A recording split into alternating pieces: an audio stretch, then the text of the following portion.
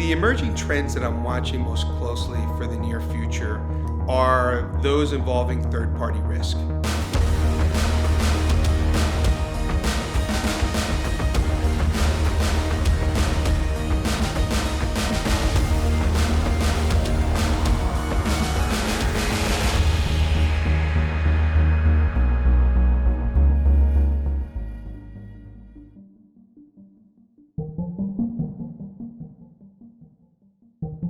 We depend on our vendors to be secure themselves, and they, in turn, to their vendors being secure.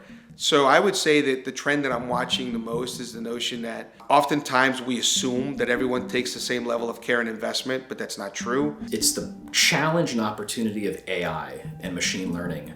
It's a double-edged sword like many, many tools and technologies. I think on the defender side, AI is really potentially very helpful, but the attackers, the malicious folks could try to compromise that as well and corrupt it, and that could lead to very, very dangerous situations. So the emerging trends that we're keeping in touch with or trying to understand as best as we can is really the prevalence around ransomware attacks and just the kind of changing method there, but also the rise in business email compromise and things like that. So we are seeing sometimes these what's old is new again, and how these things are coming around.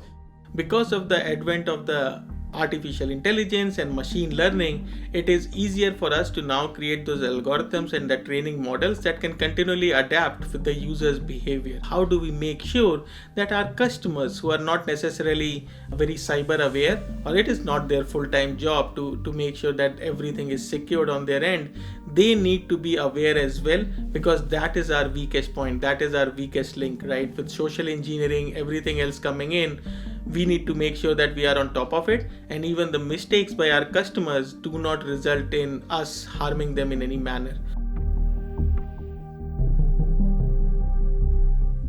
I think what companies really need to focus on as they're looking at the emerging threat landscape is really come back to the attack surface. Our attack surface has expanded tremendously. And I think what we sometimes will overlook is what are those new vulnerabilities that we have to track, those 0 days, those unknown 0 days that we've been living with for years. How do we deal with those things? I think that's going to require a plan. And sometimes we don't plan for that because we've never had to deal with it in the past.